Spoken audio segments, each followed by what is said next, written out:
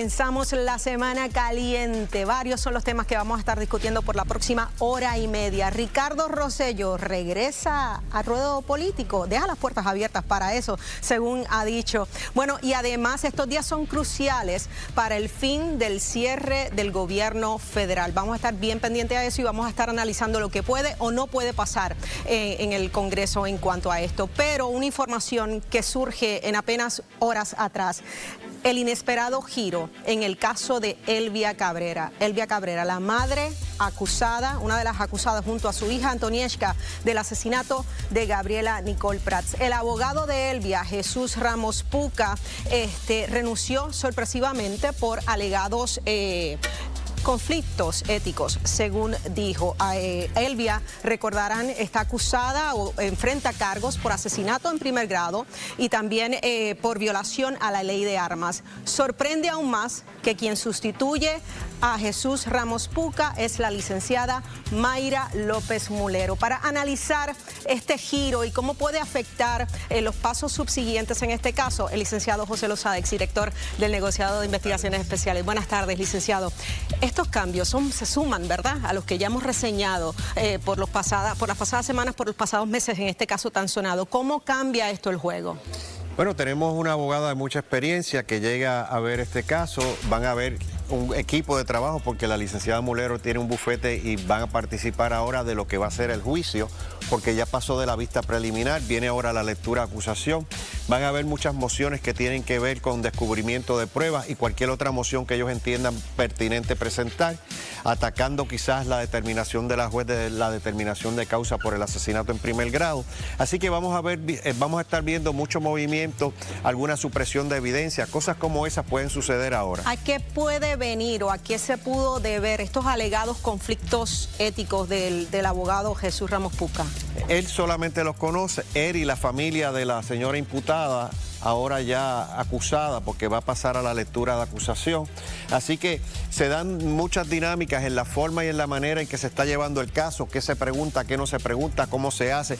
Entran en esas dinámicas y obviamente el abogado debe mantener un control con su cliente, explicándole todo el tiempo, porque es la obligación ética que tiene el abogado, pero a veces las personas que son imputadas de delito quieren manejar el caso y no estudiaron derecho, pero son los abogados los que deben manejar el caso y no el cliente. ¿Esto prevé o anticipa ya un cambio de fecha de los pasos que siguen? No creo que haya un cambio de fecha porque va a haber una lectura de acusación que es un procedimiento ordinario, que es entregar las acusaciones de asesinato, de ley de armas. Esas son las acusaciones que hay aquí y posteriormente vienen los tiempos de descubrimiento de pruebas.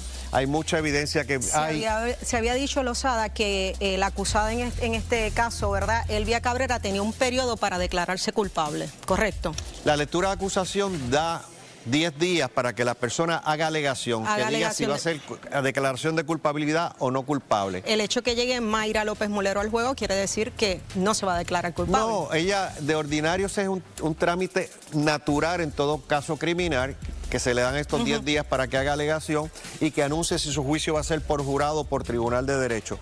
Pero el descubrimiento de pruebas es el que va a estar caminando. Van a haber algunas suspensiones por el descubrimiento de pruebas. Estos cambios, ¿verdad?, resumiendo todo lo que ha pasado en torno a este caso tan sonado, dejan un mal sabor o crean quizás sospechas, suspicacia de cómo se están llevando los procesos. ¿Usted lo ve de esa manera? No, en lo absoluto. El caso se está llevando como cualquier otro caso penal. Lo que pasa es que este es uno de alto interés público para todo el pueblo de Puerto Rico y todo el mundo lo está siguiendo. Hubo una primera abogada que renunció, ahora hay una segunda abogada. Y entonces vamos a ver, yo entiendo que la licenciada Mulera va a quedarse allí, hubo un cambio de fiscales, así que ha habido mucho movimiento en este caso, pero eso es un proceso natural en los casos penales. Lozada, gracias. Siempre un privilegio. Bueno, amigos, con esto comenzamos a jugar Pelota Dura.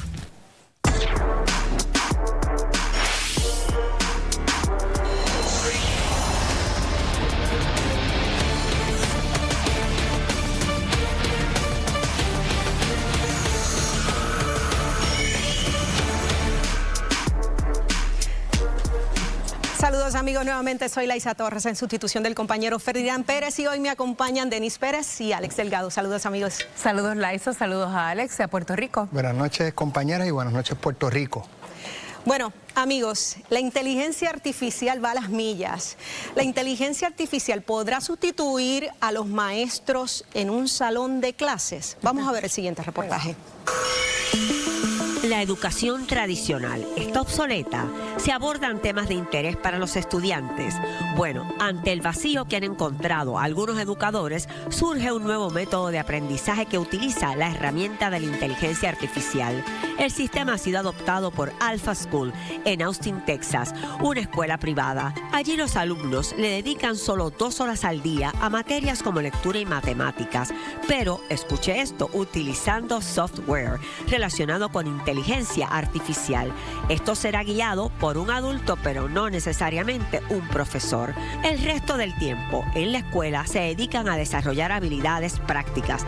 Incluyen la oratoria, la educación financiera, el liderazgo, trabajar en equipo y emprendimiento. Los niños no tienen que estar sentados en clases por 6 horas. Supuestamente pueden dominar sus conocimientos académicos en solo 2. ¿Y dónde está Puerto Rico?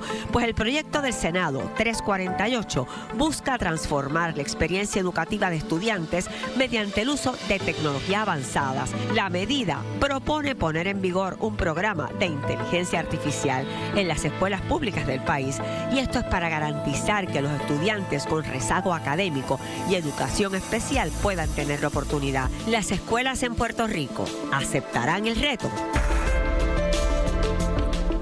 Es una transformación total lo que propone este sistema. Para analizar, ¿verdad?, estos cambios drásticos, Juan Carlos Pedreira, consultor en tecnología. Saludos, Juan Carlos. Saludos, buenas noches. Mili Reyes, que es maestra, y Michael Fernández, director de la Escuela Rosalina Caraballo y director ejecutivo en Caras con Causa. Gracias a los tres por estar acá. Se habla de una transformación total, que uno lo ve de primera instancia y suena súper interesante porque se atempera a los tiempos recientes. ¿Cómo lo analizas? Bueno, interesantísimo por demás, pero como hemos visto con otras tecnologías como por ejemplo las redes sociales y el uso del celular, va a tener algún tipo de consecuencias sin lugar a duda. Yo creo que es un modelo interesante. Están básicamente rompiendo lo que ha sido el mismo modelo de los últimos 100 años, en donde en 2 horas puedes de manera personalizada, porque el sistema es bien interesante. Primero, conoce cuáles son el conocimiento inicial que tiene el estudiante y además cuáles son sus intereses. Luego, con esa información, el sistema te va llevando a un punto en donde entre un 85-90% que llegues a conocer realmente esa materia, entonces es que pasa al próximo nivel y obviamente comprimes el tiempo de estudio a prácticamente 2 horas, como bien señala. Claro, y en el caso, ¿verdad?, de lo que se reseña en este reportaje, se habla de unas personas que guían a los estudiantes, pero el término maestro no figura, ¿verdad?, en esa reestructuración. ¿Los maestros pueden sentirse amenazados por el avance de la tecnología? Antes que todo, buenas noches. Buenas noches. No, jamás la inteligencia artificial va a sustituir un maestro, porque aquí se está viendo solamente la fase académica, pero ¿dónde está la fase de la cercanía maestro-estudiante? La cercanía donde el refuerzo, el apoyo emocional. Vamos a hacer una pausa en lo que le ubican el micrófono. Michael, si puedes ¿verdad?, Sí, abundar en el tema en cuanto a la sustitución del maestro por un guía. definitivamente el maestro no debiera de ser sustituido de ninguna manera. Tienen la preparación y las competencias para poder atender las necesidades del estudiante, pero deben de estar adiestrados también. Denise. Le pregunto, hay una línea muy fina para mí, por ejemplo. Yo pienso que hay una línea muy fina entre el ChatGPT y la honestidad.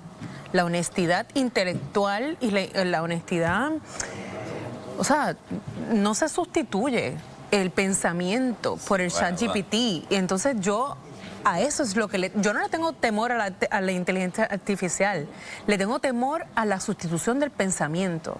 Estamos totalmente de acuerdo, el pensamiento crítico es fundamental y eso lo hemos visto en todas las emergencias nacionales cuando no tenemos acceso a la tecnología porque no hay electricidad o no hay acceso al internet y nosotros tenemos que resolver las cosas del día a día y esas competencias se las tenemos que enseñar a nuestros estudiantes. Sin embargo, sí hay beneficios de tener inteligencia artificial en el salón de clases desde el punto de vista del educador, particularmente cuando tú estás examinando las competencias del estudiante. Por ejemplo, hay algunas pruebas que nosotros estamos utilizando y hay una plataforma para enseñanza de inglés que se llama Duolingo que se va adaptando de acuerdo al desempeño de cada estudiante, y ahí tú puedes acelerar o reforzar de acuerdo a cada estudiante, y ese algoritmo se puede adaptar a eso. Pero eso es distinto a que el estudiante tenga ChatGPT para poder llenar un examen, una prueba, un trabajo especial y hace una descripción de una imagen que se genera automáticamente, y entonces está perdiendo también el desarrollo de la creatividad, la investigación, las neuronas fundamentada, cómo entonces se va a expresar, y son competencias de vida que son importantes. Reyes, quisiera retomar, ¿verdad?, su pensamiento en cuanto a la amenaza que puede tener un maestro con estos adelantos tecnológicos. Yo siempre he dicho que la tecnología bien utilizada es una herramienta poderosísima. Ahora bien, esto no va a sustituir la lectura de un libro, la escritura en papel, y es como bien dice Denise, necesitamos seres pensantes, seres que cuando sean independientes enfrenten el mundo real tengan la capacidad de la toma de decisiones, de analizar, y eso la inteligencia artificial no lo logra.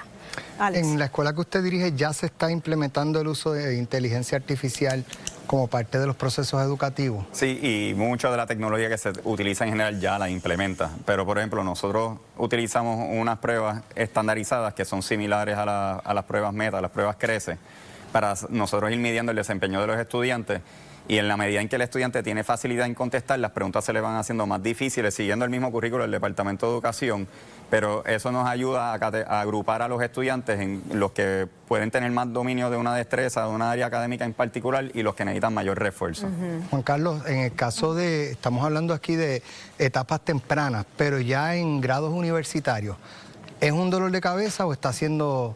Bueno, sin lugar a duda, si hay una aplicación en la que la inteligencia artificial se está utilizando de manera absoluta en la educación, y ciertamente, como señalas, en las universidades, las personas están trabajando. Quiero recalcar algo, que estas plataformas, por ejemplo, ChatGPT y Google Gemini, que son las dos principales, tienen módulos especializados que le llaman Study Mode o el modo de estudio, en donde estos sistemas de inteligencia artificial ayudan al estudiante a aprender sobre cualquier tipo de materia. Así que yo creo que es el tipo de uso que se le da a esta tecnología y cómo se integra en las aulas, en los lugares de estudio. Yo creo que una prohibición absoluta no es una realidad cuando tenemos los jóvenes que están haciendo muchas de estas cosas. Creo que la manera en que se dan las clases o la manera en que se están educando a los jóvenes tiene que cambiar. Yo creo que un modelo de 6 horas al día, 45 minutos las clases, en un modelo donde las personas prácticamente tienen la información instantánea en un celular, creo que tiene que ser un modelo de replantearse y cuáles son esos soft skills, la creatividad, el relacionamiento humano que van a integrar con la tecnología a futuro. ¿Hay alguna herramienta, algún modo en que alguien pueda comparar el escrito de alguien con algo que pueda haber sido creado por inteligencia artificial? Existen unas plataformas, pero aquí es importante señalar que es 85-80% confiable. Hay una manera en particular en que un ChatGPT responde, y aquellos que lo hayan utilizado para escritura se habrán dado cuenta, el uso de emojis, el uso de líneas y rayas, una manera en que las personas, puntos y comas, muy elaboradas estas oraciones. La generación de ahora, los jóvenes, son expertos también en evitar que ChatGPT o que el profesor concluya de que lo hizo. Pero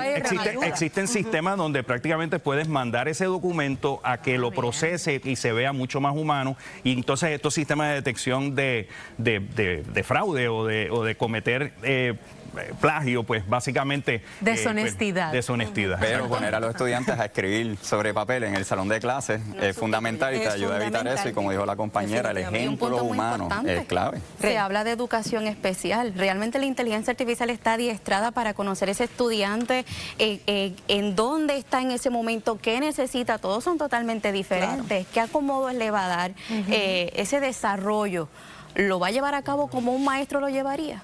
O sea, lo importante aquí es integrar, ¿verdad? Hacer un balance definitivamente, pero también conservando la figura del maestro, ¿verdad? Como principal fuente de educación. Yo solamente quisiera añadir que la escuela también tiene que tener la infraestructura para poder apoyar estos programas. Tiene que tener la capacidad eléctrica y la capacidad de internet, que es un reto grande para todas nuestras escuelas del sistema. Esa escuela que se reseñó Fue creada por SpaceX, que es una compañía tecnológica. innovadora y de vanguardia en el tema de la tecnología. Obviamente invirtieron todos sus recursos para poder crear esa escuela.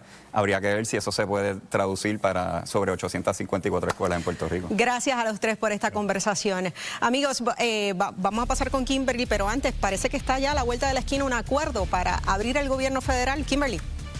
Laisa, todavía miles siguen sin cobrar, pero parece que podría estar ahí al ladito. ¿Hay o no hay acuerdo, Jorge? Todo parece indicar las próximas horas, pero si hay dinero o no, lo vamos a discutir ya mismo. Así que usted no se pierda la conversación y lo que Jorge Colbert nos trae en Lo que no te dicen. Así que gracias por acompañarnos aquí en Jugando Pelota Dura. Nosotros regresamos de inmediato.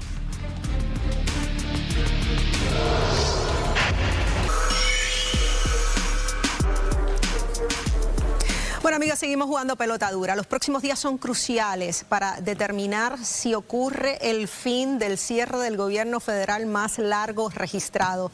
Jorge Colbert nos dice más en Lo que no te dicen. Adelante, Jorge.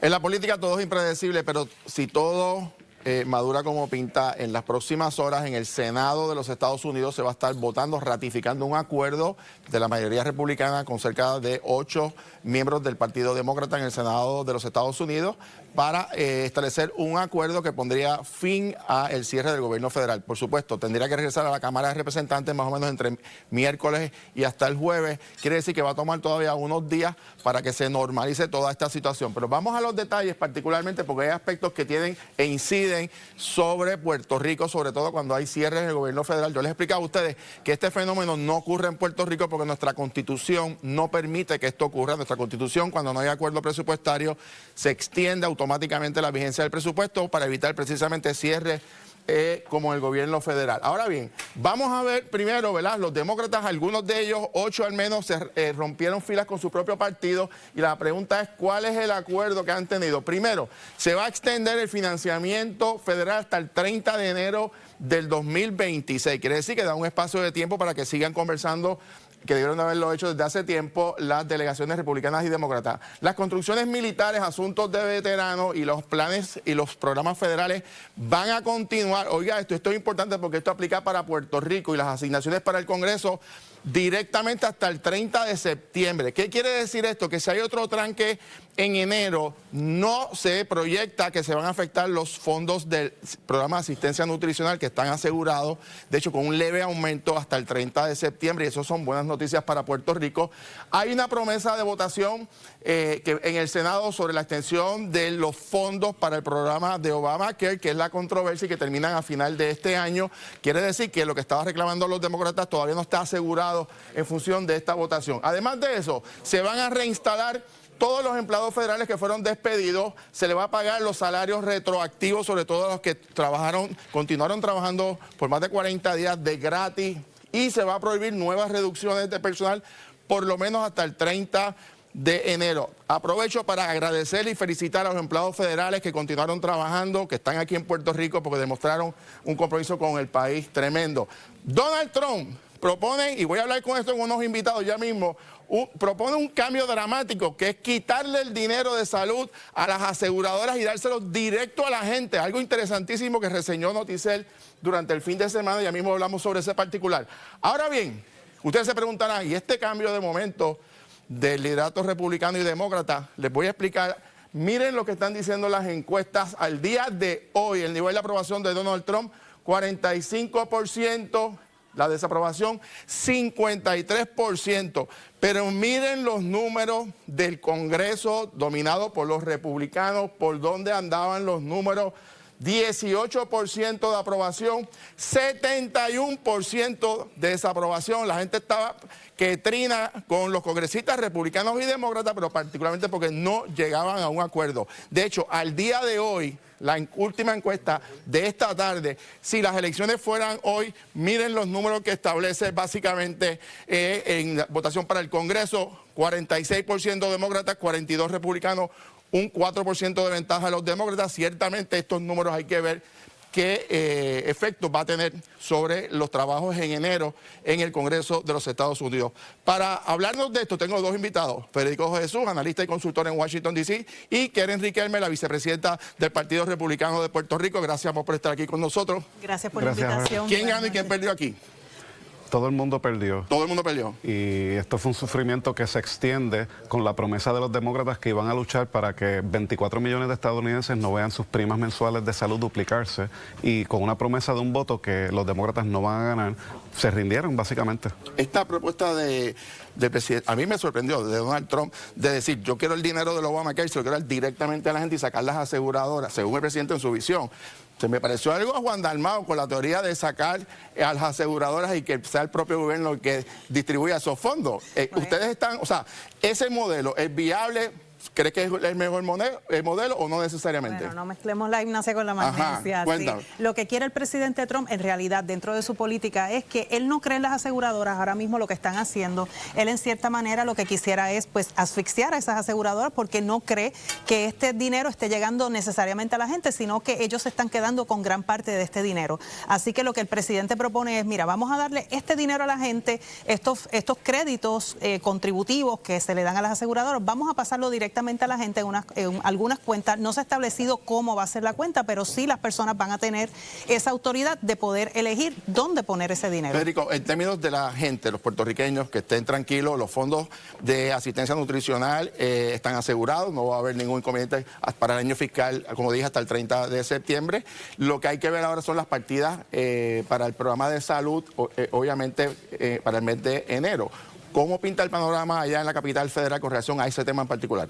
Bueno, hay una promesa, este acuerdo se da por una promesa de una votación para la propuesta demócrata de cubrir esos créditos contributivos que no aplican en Puerto Rico, porque Puerto Rico bajo Obamacare se le aumentó la asignación federal, la proporción, pero no participamos en ese programa. Y la propuesta de Donald Trump de quitar a las aseguradoras es una ficción, porque le van a dar el dinero a la gente y la gente lo va a usar para pagarle a las aseguradoras. En planos políticos, esta expresión de que se ha interpretado unos de un lado, otros de otro, de Donald Trump sobre la estadidad para Puerto Rico y Washington, D.C., hay quien interpretó una cosa, otro otra, ahora hay una nueva controversia. ¿Qué dijo exactamente el presidente Trump y cuáles son las implicaciones políticas? Bueno, el presidente Trump dice que si en este momento los demócratas tomaran la autoridad en el Congreso, ellos harían que Puerto Rico tuviera 2 senadores demócratas, y esto lo que hace es que desbalancea ese poder que tienen ahora mismo los republicanos. El presidente dice, antes que ellos lo hagan, yo lo voy a hacer. La interpretación obviamente que tenemos nosotros acá en Puerto Rico es que cuando él menciona a Israel, que él estuvo dentro de los ataques a Israel y que él lo hizo primero, que él también haría lo mismo en Puerto Rico en cuanto a la estadidad. Antes que los demócratas tengan 2 senadores demócratas, voy a entrar yo, y entonces con la estadidad tendría Puerto Rico 2 senadores republicanos, y le damos la bienvenida a esto. Bueno, Donald Trump rechazó la estadidad porque los demócratas entienden que tendrían 2 senadores demócratas, y los demócratas llegan a este acuerdo en parte por la amenaza de Trump de quitar el filibuster, que es lo que requiere 60 votos, que es lo que facilitaría la estadidad para Puerto Rico y Washington. Hay un rechazo contundente del Partido Republicano a esa opción, y no necesariamente los demócratas están todos alineados con la estadidad. Bueno, sin duda esto es un tema que va a continuar, pero lo importante es que se llegue al acuerdo esta semana, que se mantenga el gobierno federal abierto. Y que la gente pueda comer. La gente pueda comer, y nuevamente nuestro agradecimiento a los empleados federales aquí en Puerto Rico, que de verdad que se comportaron con un gran compromiso con su gente, con sus compatriotas. Pasamos con Laisa. Gracias, Jorge, estaremos bien pendientes a eso. Bueno, amigos, luego de la pausa llega nuestro panel político de los lunes. Coquetea Ricardo Rosselló con regresar a la papeleta del Partido Nuevo Progresista. Analizamos eso, y también dónde están los chavos del Fondo del Mejoramiento de la Policía. Ni la gobernadora sabe dónde está. De eso vamos a hablar con nuestro panel político. Adelante, Kimberly.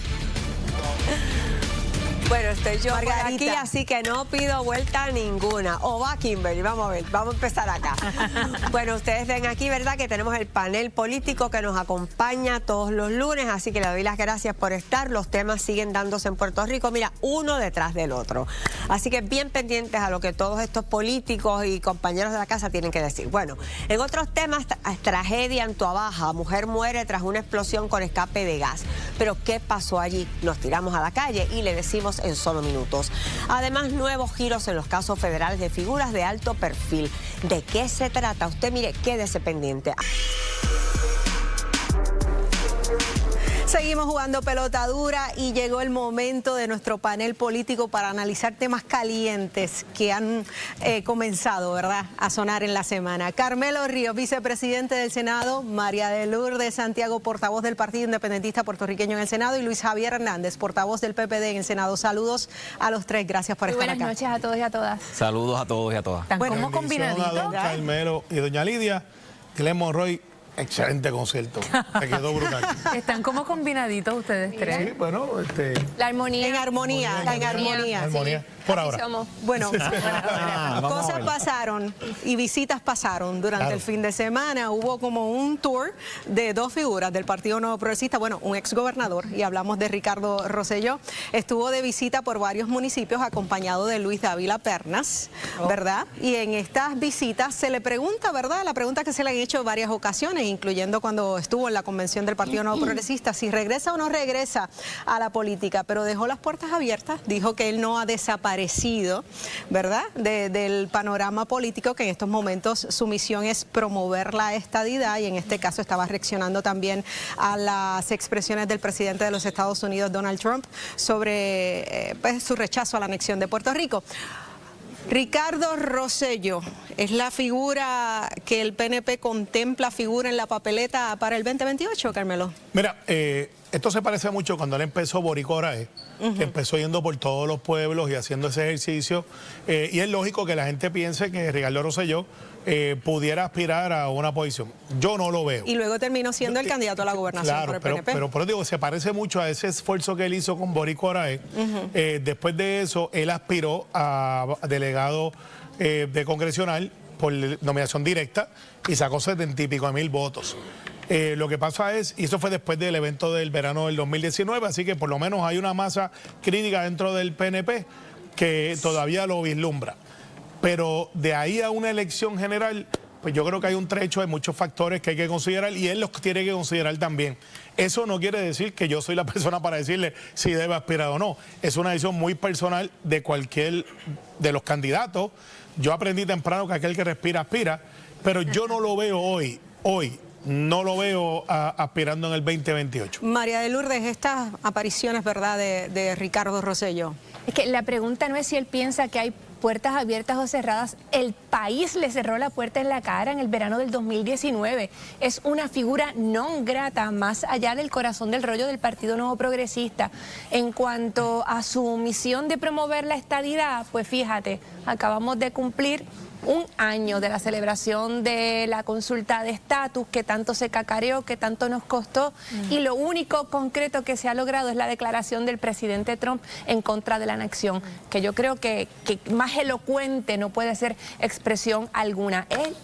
Es la lucha por la fantasía absoluta. Puerto Rico nunca va a ser un estado. Luis Javier, esa papeleta, Ricardo Rosselló, Luis Dávila Pernas, ¿le preocupa al Partido Popular o le pudiese preocupar? A mí lo que me preocupa es ver a Ricardo Rosselló intentando hacer algo que el país detesta, y es que al gobernador de Puerto Rico, Ricardo Rosselló, el país lo sacó. Cada vez que yo a Ricardo Rosselló en una actividad, me recuerda el verano del 19, cuando su propio partido le dio la espalda porque realmente estaban viendo que el país lo iba a sacar. De hecho, iban a iniciar hasta un residenciamiento del gobernador, y ellos mismos le sacaron la espalda, pero ¿sabes qué? En la convención lo trajeron. Así que el PNP no puede ahora divorciarse de Ricardo Rosselló diciendo, no, eso es problema de él. La realidad es que ellos lo trajeron otra vez y lo reivindicaron y le están dando fuerzas políticas en la convención cuando lo traen. Después que no se Bueno, él corrió para como delegado congresional. ¿Y ganó? Ni siquiera bajo ninguna, ¿verdad? O sea, fue por rating, si no me equivoco. De rating. Y ganó. O sea, tampoco es que yo entiendo el verano del 19, créame, yo lo entiendo. Pero una cosa es que él después nadie tuvo ni siquiera que hacer nada más, mover un dedo para que él ganara. Pero históricamente ningún gobernador había sido sacado de la forma que lo sacaron. Estoy de acuerdo con eso. Ahora, quiero preguntarles, legalmente, ¿él puede aspirar aún no siendo residente de Puerto Rico? Bueno, porque ahora yo creo que sea un issue de residencia. La residencia ciertamente es un issue, para cualquier candidato. Si él decide mudarse a Puerto Rico, y tener el año de residencia. Un año. Pues un año antes. Tendría que mudarse. Sí, sí, sin duda. No puede ni votar. Recuerda el caso de Gigi González. No podría ni siquiera votar. Hubo una foto bien interesante porque aparece Ricardo Rosselló y Luis Dávila Pernas. ¿Cómo evalúan ese binomio? ¿O esa foto fue, pues, pura casualidad o fue algo yo creo que por diseño? Dávila Pernas se ha posicionado en lo que va a ser una vacante sin duda, de la comisaría residente, porque pues como sabemos, Pablo José, el amigo de Mandami y de los socialistas de allá de Nueva York, ciertamente va a aspirar a la gobernación por el Partido Popular. Eso no queda duda, a menos que Javi no lo rete. Yo sé que lo está pensando. ¿Usted le pero está diciendo, ¿usted le está diciendo socialista de Nueva York a Mandami? Eso lo dijo él mismo, no lo dije yo. No. ¿Usted qué piensa? Pues yo estoy diciendo y repitiendo lo que dijo Mandami. Yo estoy claro que él es socialista, pero es que sí, lo que pasa es que el socialista de él, socialdemócrata, no, eso es diferente. No es lo mismo el socialismo que usted habla. Lo que pasa, o que pretende atribuirle. No pretendo. Tienes toda la razón. Socialdemócrata es una cosa. Era Barack Obama, era socialdemócrata. Por eso, y para que estemos claros, el sistema de salud de Puerto Rico es socialdemócrata. Pedro Rosselló. Socialdemócrata, por eso. Estamos bien claros ahí. Me alegro que tú estés clara también, Denis. Socialismo es otra cosa. Es otra cosa. Y él ha dicho que él no es socialdemócrata, que él es socialista. Y de ahí surge la división que hay en Nueva York ahora mismo, que lo vimos este fin de semana en Somos, donde estaba un grupo de los neoyorquinos por un lado, electos, y otro grupo por otro lado, del movimiento woke, que yo, que soy demócrata, no pertenezco a ese movimiento. ¿Y no lo apoyaría? No, sin duda, yo no apoyaría las cosas que Mandami apoya. Pero cuando se habla de un binomio, ¿qué significa? ¿Que Ricardo Rosselló correría a la gobernación nuevamente y Dávila Pernas a comisionado residente? O sea, sacando a Jennifer González, que desde luego hace tiempo que está fuera del panorama político para la reelección. Pero si esos son las alternativas, pues obviamente el país la tiene bien fácil. Ahora, Pablo José como gobernador. En el caso de Ricardo Rosselló, para un escaño senatorial o de representantes, ¿le ven posibilidad sacando la gobernación? Si cumpliera con la residencia. Pero yo creo que la gente lo que se está fijando ante las malas notas de la gobernadora, que era algo que se intuía antes de la encuesta, yo creo que el énfasis de la gente es quién va a ocupar ese espacio para el cual ya no parece ser una candidata idónea la gobernadora González Colón. Entonces, creo que por ahí va la juntilla con Dávila Pernas, que es un poco un secreto a voces que pudiera estar aspirando a la comisaría residente. Si decide ir a la Asamblea Legislativa, igual yo creo que Rosselló sigue siendo, fuera del corazón del rollo, insisto, una carga muy pesada para el Partido Nuevo Progresista. Es que si el PNP está pensando en Ricardo Rosselló como candidato para lo que sea, una persona que renunció porque el país lo sacó, pues yo creo que ellos están peor de lo que yo pensaba. Hay algo de cinismo en la presencia de Ricardo Rosselló. Mira, a mí me da mucha curiosidad que tan cara que está la renta y Ricardo y Jennifer viven de gratis, como dice Colbert, en la mente de Javi. Pero además de eso, si Ricardo Rosselló deje que la democracia se manifieste, tan sencillo como eso, ¿cuál es el miedo? Si él decide correr, bien, y si no, también hay gente que lo apoyará y gente que no. Yo te puedo decir a ti que Jennifer González tiene las notas con un montón de obras que no se ha hecho y otras que se han hecho. Y lo que pasa es que ustedes en 10 meses quieren que pase el juicio sobre todo el cuatrenio. Yo creo que Jennifer tiene que hacer unos cambios, claro que sí, pero creo que tiene mucha obra que se tiene que hablar. El principal cambio que tiene que hacer Jennifer González? La comunicación. Porque todos los gobiernos que salen mal dicen lo mismo. Tú sabes que, Alex, y todos dicen lo mismo. Esa batalla yo la tuve cuando fui secretario general. No hay que cambiar jefes de agencia. No, espérate. Es comunicación. Sí, hay que mirar los jefes de agencia en métrica. Escuchaba un analista hoy que dijo la comunicación, pero hay que comunicar.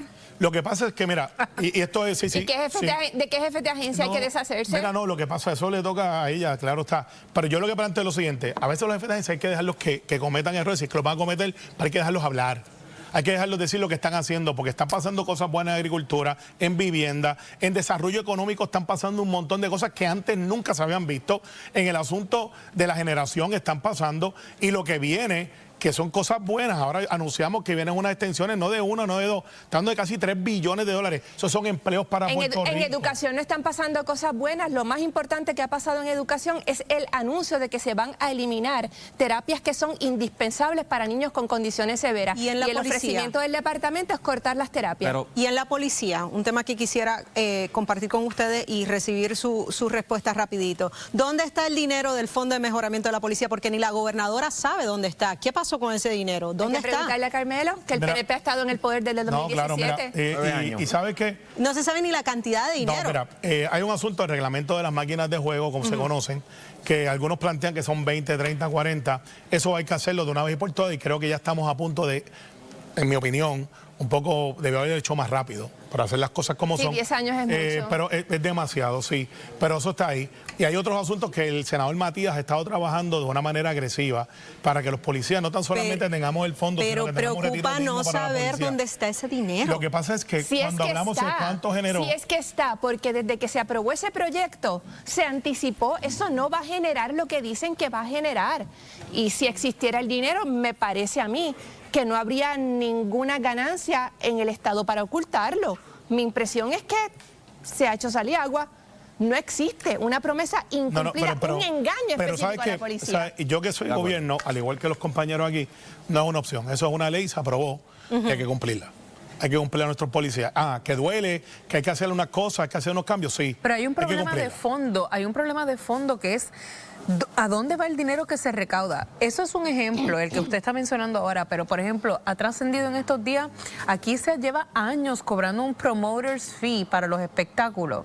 Y Hacienda acaba de aceptar que ellos no reciben ese IBU. O sea, aquí hay un problema de cargos que el Estado no ve y que ahora es que se dan cuenta. Bueno, añádele, Denise, que los que pagamos la luz, que somos todos aquí, estamos pagando a ritmo de 30, 40, 50 dólares por pensión, y si somos 1.000, 1 millón de abonados, son 50 millones. ¿Por qué si cuesta 20 y pico de millones las pensiones, hay 25 más? Yo me gustaría saber dónde están yendo esos chavos también. Pero esa es una pregunta que debe tener una respuesta muy sencilla.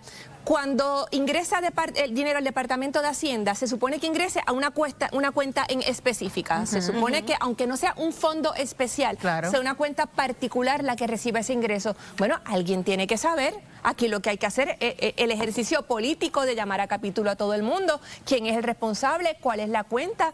¿Dónde está el cuadro de esa gestión fiscal? Carmelo toca un tema que es importante que el país sepa, porque hoy precisamente hicimos una conferencia de prensa relacionada a eso. Cuando se anunció el aumento de la factura de 2 centavos, se había anticipado que habían alternativas para poder cobrar esos 25 millones mensuales que cuesta. Hoy el SAL de Energía nos contestó y en efecto no había una. Habían 3 alternativas antes de imponerle la factura de 2 centavos a las personas, a los puertorriqueños. Al día de hoy yo quisiera que el SAL de Energía le conteste al país por qué no implementó esas alternativas, que una de ellas era quitarle un 10% del presupuesto de Luma y Genera, para que con esas economías se pudiera implementar ese pago a los bonistas y no tener que ponerlo en la factura. El segundo era pedirle a Luma que con los fondos federales y los fondos de reconstrucción, ese reembolso se pudiera aplicar a las facturas. 25 millones se iban a recaudar. ¿Cuál es la contestación del SAL?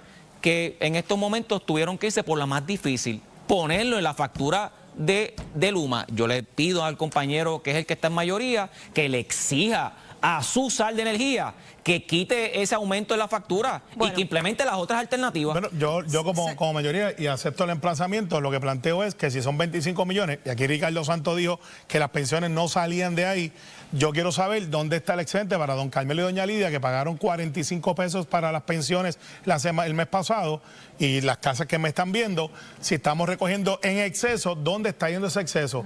El Luma y Genera, en este caso Luma, que nos diga, porque así podemos evitarnos ese cargo, pues ahí está la solución. Hay otras alternativas en la mesa, senadores, que lo cambien. Se nos acaba el tiempo. Gracias siempre por esta conversación tan interesante. Buenas noches. Pasamos de inmediato con Kimberly. Tragedia en Tuabaja, mujer muere tras explosión con escape de gas y muchos cuestionan el tiempo de la respuesta a la emergencia. ¿Cuánto tiempo tomó los bomberos y la ambulancia en llegar? Hoy investigamos. Además, nuevos giros en casos federales de alto perfil. Le hablamos de qué se trata y se unen para evitar estafas en Navidad. ¿Cuáles son los esquemas más comunes? Quédese con nosotros que tenemos todos los detalles. Bueno, amigos, de cara a esta época navideña, la Asociación de Bancos y el Departamento de Asuntos del Consumidor unen esfuerzos para protegerlo a usted y a mí, a los consumidores, que no nos tomen de lo que no somos. Con nosotros se encuentra la licenciada Valery Rodríguez, secretaria del DACO, y también Soimé Álvarez, presidenta de la Asociación de Bancos de Puerto Rico. Gracias a ambas. Gracias por la invitación. ¿Cómo es que se llama? No te dejes envolver. Cuénteme de qué se trata este esfuerzo. Una iniciativa de la Asociación de Bancos. En esta ocasión contamos con el DACO, que es el que tiene que velar por el asunto del consumidor, para poder alertar tanto al consumidor también como al comerciante de las mejores prácticas en cara a esta Navidad.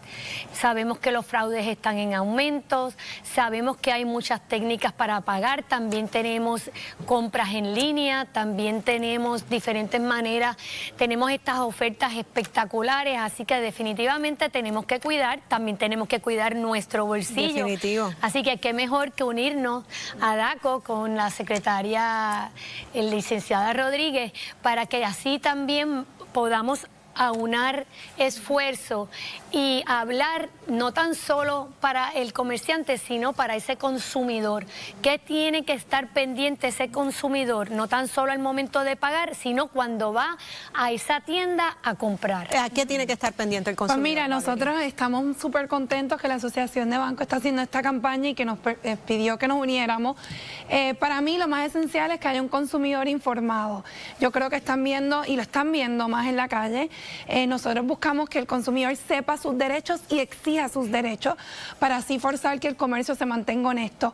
Cosas básicas que deben ser, mira, como la Biblia para todo consumidor: 2 métodos alternos de pago siempre. Eso de cachimiro nada más se tiene que acabar, míralo ahí en pantalla.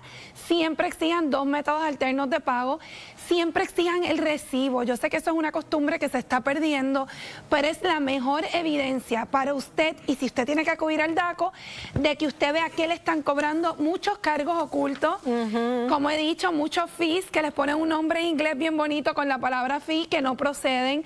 Exijan ese recibo, es la mejor manera que usted se va a dar cuenta que le están cobrando. Políticas de devolución.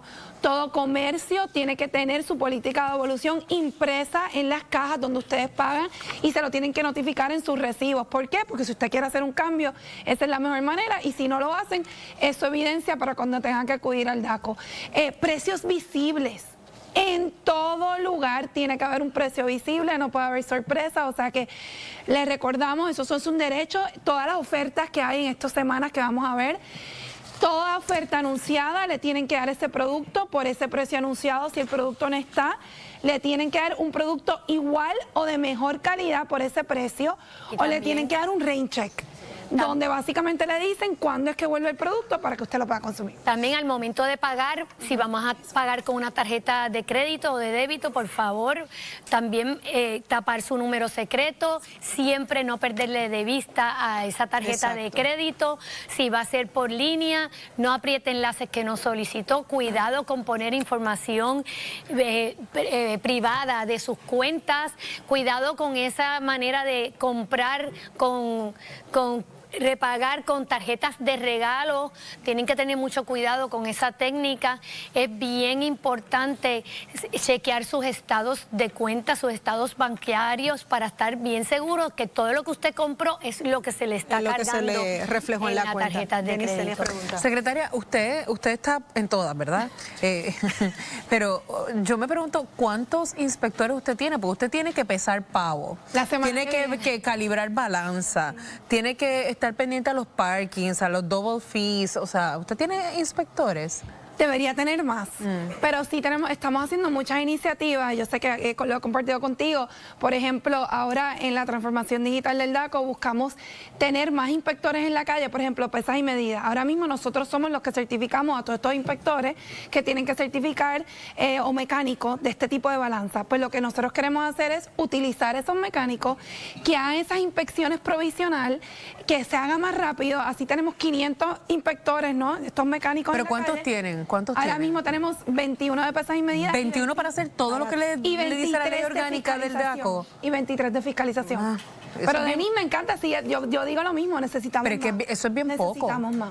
Y con esa limitación, ya están delineando el plan, cómo será para Thanksgiving, que es dentro de 2 semanas, 3 semanas, y Black Friday. Bueno, acabamos de salir, mañana reportamos los números de los operativos de los dealers, llevamos 2 semanas por todo Puerto Rico, yo personalmente he acudido muchísimo, y la próxima semana estaremos anunciando los operativos de peso de pavo y de todos los comercios, llevando, ¿verdad?, esta campaña que tenemos con la Asociación de Bancos, enforzándonos, dejándole saber a la gente que no te dejes envolver, que ese es el logo. Es bien fácil en esta época navideña, es bien fácil que nos traten de tomar el pelo, especialmente estas ventas online que se están dando por plataformas que no son, ¿verdad?, formales, que es algo bien importante. No esté dando depósitos por WhatsApp, por ATH, eso se presta para el fraude. Verifique que el portal donde usted esté pagando tenga el signo de candado. Y si hay algo verdaderamente que entendemos que fuimos víctimas de fraude o que por poco puedo caer en un fraude, vamos a reportarlo, vamos a llamar a nuestro banco, a nuestra cooperativa para poder poner una alerta en nuestra cuenta, proteger nuestra cuenta, y si ve algo sospechoso en el correo electrónico confidencia@daco.pr.gov, todos los días lo chequeamos, estamos al día con esa confidencia. Sí, ya mismo ella me va a poner a pesar también. Sí, estás contratada, Soyme, para pesar pavo. Hace falta. Estoy nerviosa hace falta. Con Valeria. Bueno, si me ven pesando pavo, ya saben. Soyme Valeria. Toda la Asociación de Bancos, bienvenidos. Gracias por estar acá, gracias por la campaña, mucho éxito porque sabemos que va a ser de mucho beneficio para los consumidores. Vamos a pasar de inmediato con Margarita. Gracias, Laisa. Mire, pendiente, si no, usted llame a DACO. Bueno, en otros temas, tragedia sacude a Tuabaja. Estamos hablando de la mujer que murió tras explosión con escape de gas. Allegados cuestionan el tiempo de la respuesta a esa emergencia. ¿Qué verdaderamente pasó? Nos fuimos a la calle y le decimos todo en breve. Además, nuevos giros en casos federales de alto perfil. ¿Pero de qué se trata esto? Nosotros también le decimos en solo minutos. Bueno, este pasado fin de semana, lamentablemente, una mujer de 36 años perdió la vida a causa de una explosión en su casa. Se presume que por un escape de gas. Lo que se cuestiona ahora es el tiempo de llegada de las autoridades, de la policía, de los bomberos a la escena. Vamos a ver el siguiente reportaje. Una tragedia por un escape de gas volvió a cobrar una vida este pasado sábado en Paseo Dorado en Levittown. La víctima, que recibió quemaduras en el 98% de su cuerpo, fue identificada como Enid Nicole Montalvo Martínez, de 36 años. A eso de las 2:00 y pico de la mañana, pues yo escucho ruido, yo pensé que eran tubos. Pero entre el sueño, pues yo me quedé dormida otra vez. De acuerdo con el informe preliminar, en el interior del apartamento había un escape de gas que pasó desapercibido y al encender un incienso, eso pudo haber sido lo que detonó la explosión que ha dejado a prácticamente toda una comunidad estremecida. Y ahí me llamó llorando, mira, está una muchacha quemada. Yo salí asustada y él sale corriendo. Y vino corriendo, buscó la sábana y se la tiró encima porque estaba prendida. Y de ahí vino la vecina, puso una silla y yo lo único que salí fue a abrazarla, darle sopor, tomó un poco de agua, ella estaba súper consciente. Eso fue algo bien fuerte, se llamó el 911. Se tardaron. ¿Cuánto tiempo se tardaron en llegar? De Trujillo Alto. Llegó justo con la ambulancia. Estamos hablando de fácil 50 minutos. Ella me dio el número del papá y ella le dice, papi, tuve un accidente, ¿estoy bien? Pues estaba consciente. Y nos enteramos de la noticia que ella fallece.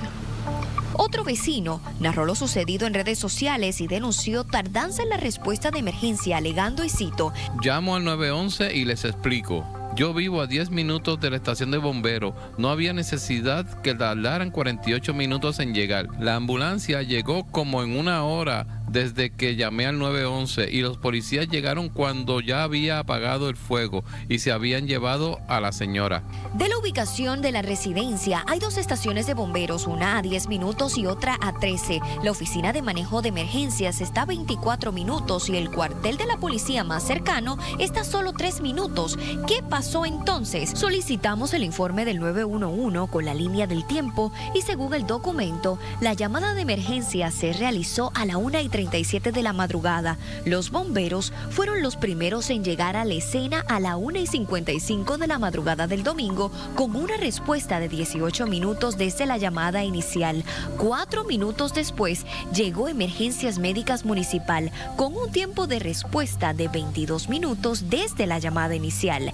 ¿Qué opina? ¿Fue una respuesta efectiva ante la situación de emergencia? Juzgue usted.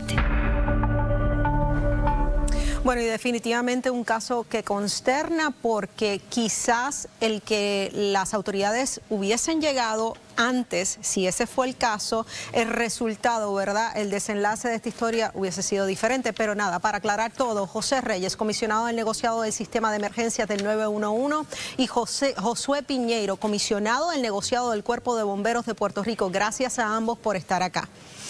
Bueno, en este caso, lamentable por demás, esta mujer recibe quemaduras en el 98% de su cuerpo, ¿verdad? Muere posteriormente en el centro médico. ¿Cuánto tiempo pasó realmente en que llegara las autoridades de emergencia a atender la situación? Bueno, primero que nada queremos ser empáticos y solidarios con las familias de las víctimas. Dicho eso, nosotros recibimos la llamada en el 911 a las 1:37 de la madrugada. Y nosotros lo que hacemos es que se la pasamos primero, como entra como un caso de fuego, como un fuego, y se la pasamos a bomberos. Ahí yo escuché la llamada y la persona que estaba indicando era un empleado de un hotel que está aledaño a la residencia. Y él nos está explicando, y él va caminando hacia allá. Cuando llega a la residencia, entonces que nos dice que hay una fémina que está quemada, y entonces se activa el sistema de emergencias médicas del municipio de Toa Baja. ¿Y es la respuesta normal para un caso de esta magnitud, Josué? Sí, claro que sí. Lamentamos mucho también lo que pasó en esta situación. Sí, esto fueron 13 minutos que nos tardamos de la estación de... ¿Y por qué los vecinos dicen que se tardaron 48 minutos? Bueno, no sabría decirle, pero todo está documentado en el CAT, que es el despachador de nosotros, el sistema que usamos de despacho, todo está documentado ahí. Y cuando se llega a la escena, ¿qué se encuentra? Ya la persona estaba afuera, entonces ellos proceden a extinguir el incendio. En el incendio habían, estación de Toa Baja, 4 bomberos. Alex. Esto fue de madrugada, ¿no? De madrugada, sí. ¿Y cuántos bomberos ustedes tienen de madrugada en ese cuartel más cercano? En ese momento habían 4 bomberos. 4 bomberos. Sí. ¿Y uno se queda en la estación o se fueron? Salieron los 4. Los 4 se fueron a atender la emergencia. Sí, eso es correcto. ¿Y ellos pueden validar o han validado el tiempo que tardaron pues la ambulancia, lo demás? O sea, ellos encontraron ahí, debieron haber encontrado. Sí, porque todo esto se documenta. Esa llamada primero entra a lo que es el distrito de Bayamón, que es la cabecera del distrito. Ahí cogen la información del 911, pasan esa información a lo que es la estación de Toa Baja, ellos reciben la información y salen al lugar. Y entonces, ¿en qué momento es que se entera el 911 que hay una víctima para activar entonces una ambulancia? En la misma llamada, la telecomunicadora se quedó con el informante hasta que él caminó hacia la residencia. Y él porque ella está diciendo que si habían desalojado, porque él dio con un complejo de muchos, que hay diferentes apartamentos, y él le dice que sí desalojaron, y cuando se acerca es que él ve a la persona. Ahí la telecomunicadora, según está hablando con él, entra la llamada y se la envía al municipio de Toa Baja. ¿Que su ambulancia estaba a qué distancia o en tiempo más o menos? Bueno, se tardaron ellos, según lo que tenemos en el CAT, 16 minutos en llegar. 16 minutos desde que el 911 los alerta. Sí. Pero una explosión así, un incidente como este, ¿no se activan todos los recursos a la vez? ¿O van lo por que pasa es que según el sistema, entra como un fuego. En una casa. Que fue un fuego en la casa, pero no era una... De madrugada, o sea que explosión. se puede asumir que puede haber vida dentro de la casa. Sí, pero hasta que no nos dan la información completa, lo primero que se hace es alerta a los bomberos, que es los SOP que tenemos nosotros en la agencia. Y rápidamente, pero no pasó mucho, porque recibimos la llamada a la 1:37 y se le envió al municipio a la 1:43. La llamada. Se le pasa la llamada alerta a emergencias médicas. Y el tiempo de que en donde se movilizan a la escena, hay que sumarlo a ese tiempo adicional. Entonces ahí haría sentido lo que dicen los vecinos. Lo más importante para nosotros, no importa que sea un segundo o dos, es que tenemos que que bajar ese tiempo de respuesta. Sí, porque estoy viendo aquí el timeline de la situación y la realidad es que entre la llamada al 911 y la conversación con el informante y el despacho de unidades no transcurre mucho tiempo, son, qué sé yo, 2 minutos, una cosa así. 1 minuto 40. Ajá, el problema surge entre que se activa bomberos y se llega a la escena. ¿Cuánto es el transcurso cuál es la distancia entre un lugar y otro? Bueno, ellos llegaron en 13 minutos. No, la distancia de donde estaba la estación de bomberos hasta donde estaba... La estación de bomberos queda en Toabaja Pueblo. Ajá. Y esto es en Levitown. Ok, ¿y cuánto tiempo es eso?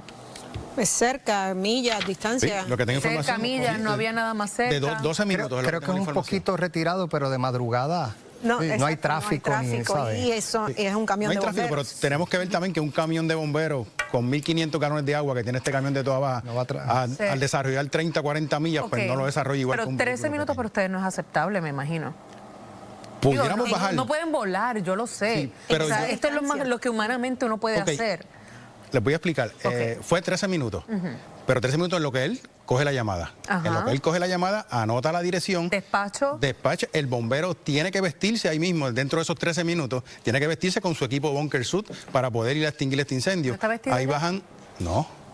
Él está vestido con su ropa normal, pero para ponerse el equipo de protección personal... Eso tiene que toma vestirse. otro tiempo adicional. Eso toma 1 minuto, 1 minuto y medio. Las botas, los pantalones, exactamente, el jacket, el casco, todo. Exactamente, ahí podemos bajar. Yo tengo información que nuestro vehículo, según el GPS que tenemos, que tiene ese vehículo puesto, estuvo en 8 minutos en la escena, desde que salió al tiempo de respuesta de la llegada donde fue la emergencia. Mi pregunta a ambos, ¿verdad?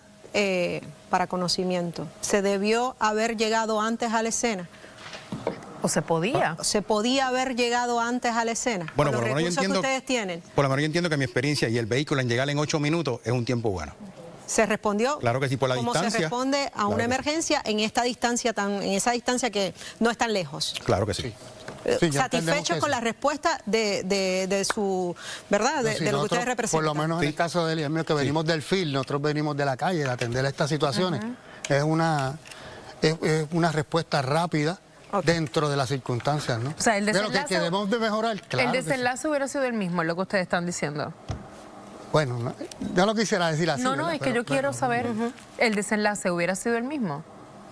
Sí, porque la situación es cuando el municipio es la que transporta, ya ahí nosotros no tenemos jurisdicción, ya es el municipio como tal. Pero pues, si pudieran hacer muchas cosas más. Y siempre estamos trabajando para mejorar ese tiempo de respuesta. Pero ¿cómo qué? Porque usted dice se pudo haber hecho más, pero ¿qué? Pues como ejemplo, ahora mismo estamos trabajando con un nuevo sistema de CAT que va a ser más certero.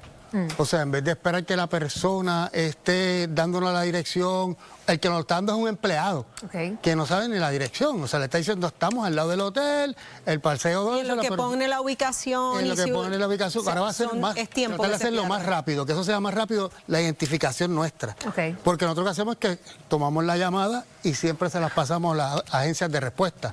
Bueno. Y por eso queremos que las agencias de respuesta también sean rápidas. A ambos, gracias. Gracias por la aclaración, gracias por estar acá y esperemos, ¿verdad?, que estas situaciones de respuesta se agilicen lo más posible porque se trata de vidas, al final y al cabo. Bueno, pasamos de inmediato con Kimberly porque hay unos cambios en casos federales, Kimberly. Así es, Laisa, y para explicarnos de qué se trata, el licenciado Omar Barroso, licenciada María Domínguez, nuevos giros en casos federales de alto perfil. ¿De qué se trata? Lo discutimos con nuestro panel de expertos. Gracias por acompañarnos. Bueno, amigos, a nivel federal surgen cambios en 2 casos bastante sonados. Vamos a ver el siguiente reportaje. 2 casos de alto perfil federal sufren cambios que levantan la atención. El primer caso, el de la exgobernadora Wanda Vázquez. El fiscal Nicholas Cannon se retiró del caso señalando que ya no está asignado a la División de Integridad Pública del Departamento de Justicia. La salida de Cannon se da en momentos en que Vázquez Garcet espera por su lectura de sentencia pautada para el 4 de diciembre. Las lecturas de sentencia del banquero Julio Herrera Bellutini y Mark Rossini serán el 8 de enero. En el caso de la ex legisladora María Milagros Charbonnier, quien acudió al primer circuito de apelaciones de Boston para dejar sin efecto su veredicto de culpabilidad y su sentencia por hurto de fondos federales, soborno y lavado de dinero, el fiscal Brendan Gantz representará al gobierno, mientras que la Fiscalía Federal en la isla anunció que el fiscal Seth Urbe se integró a los procesos judiciales pendientes.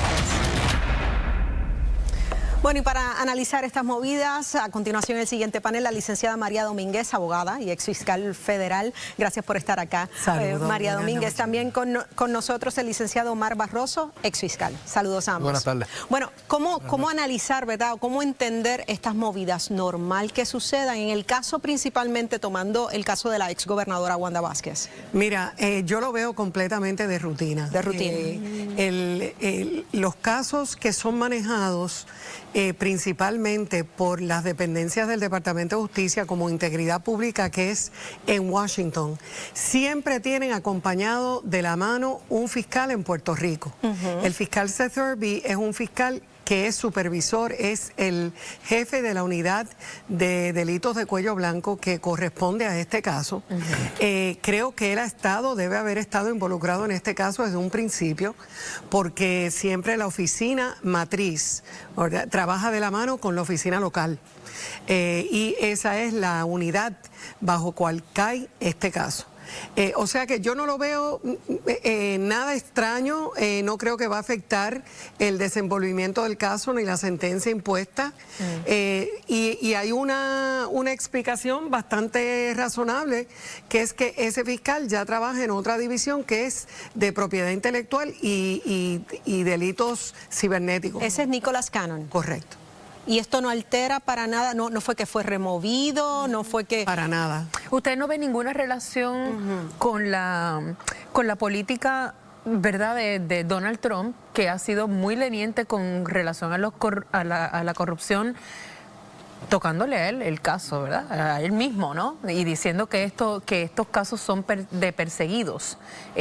No, ¿usted no ve una relación? Yo no veo con ninguna relación. La realidad es que los casos de esta naturaleza, que son complejos y de larga duración, es bien siempre común. se ve un reshuffle ahí, Sí, eso es normal. Nicholas Cannon ha trabajado en varias divisiones en el U.S. Attorney's Office aquí en Puerto Rico, y eso es bien normal que los vayan moviendo de división. Este caso ya lleva casi 2-3 años siendo litigado, y el hecho de que haya un cambio a estas alturas, yo no creo que vaya a hacer ninguna diferencia ni en la sentencia ni en la forma y manera que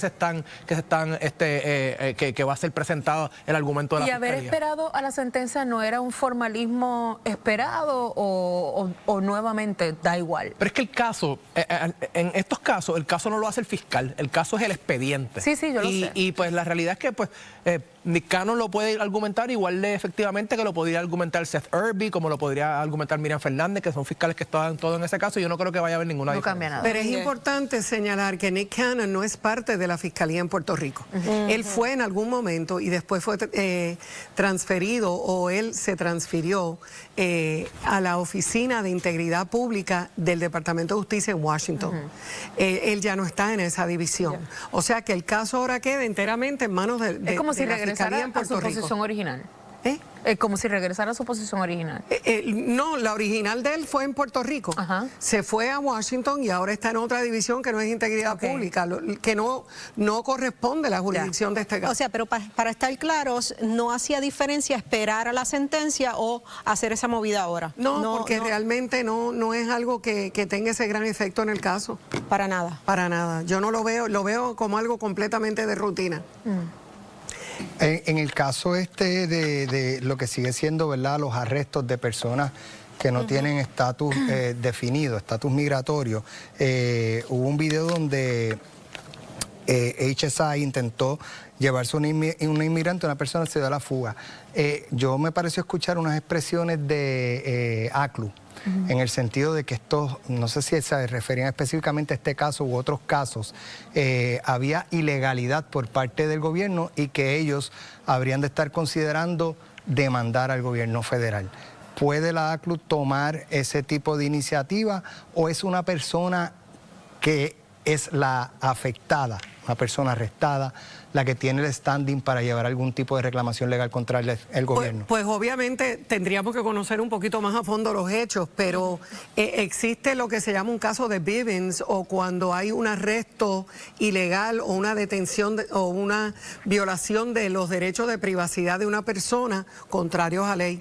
Eso pues obviamente habría que examinar, pero la persona que tiene el standing es la persona afectada, cuyos derechos constitucionales fueron afectados. Pero esa persona pudiera ser representada por la ACLU en un reclamo. Sí, claro. ¿Cómo podrían ellos entrar? Bueno, lo que pasa es que el ACLU es la organización que vela por los derechos civiles de las personas, ¿verdad? Y ahora mismo en esta administración se está viendo que pues, ICE está actuando contrario a lo que está el due process establecido, ¿verdad? Y cuando hay una violación de due process y es constante, pues ellos a lo mejor están identificando un caso que tenga los elementos correctos para poder, que tenga los méritos para poder llevarlo ante un tribunal y que un tribunal tome acción y cambie, emita algún tipo de ruling que pues detenga lo que está ocurriendo. Y pues aparentemente esto es un caso que han identificado que podría así hacerlo, y si si esta persona está en contacto con ellos y ellos deciden que en efecto van a tomar su causa y van a presentar un recurso en el tribunal, ellos sí lo podrían hacer. Ellos buscan usualmente un test case que sea fuerte, ¿verdad? Y no tienen que agrupar, o puede ser un grupo, una demanda, ¿verdad?, de un grupo de gente afectada. Sí, bueno, eso todo depende, ¿verdad? ¿Cuál sería la causa de acción? La similitud de los casos, ¿verdad? Pero sí, definitivamente, porque el ACLU provee representación legal a personas que han sufrido un daño por violación de sus derechos constitucionales. Bueno, a ambos muchas gracias por la conversación. Amigos, vamos a hacer una corta pausa, regresamos en breve. En la parte final nos unimos, ¿verdad?, como equipo para llevarles una información, Alex. Así es, Laisa, y es que el compañero Ferdinand Pérez en el día de ayer se le encontró un pequeño tumor canceroso en su cuerpo, y él mismo ya está siendo atendido. Yo he estado en comunicación con Ferdinand desde ayer, durante el día de hoy, y tú hablando con él, tú lo notas de buen ánimo, ¿verdad? Como cotidianamente hablamos con él. Así que él está bien confiado de que Dios va a intervenir nuevamente en este caso. Claro que sí. Lo que pide es oración. Así que el pueblo se une en oración para atender esta situación, que contrario a la otra, pues se detectó a tiempo. Eso es muy importante. Esta semana no va a estar con nosotros, probablemente la semana que viene tampoco, pero ya veremos a ver.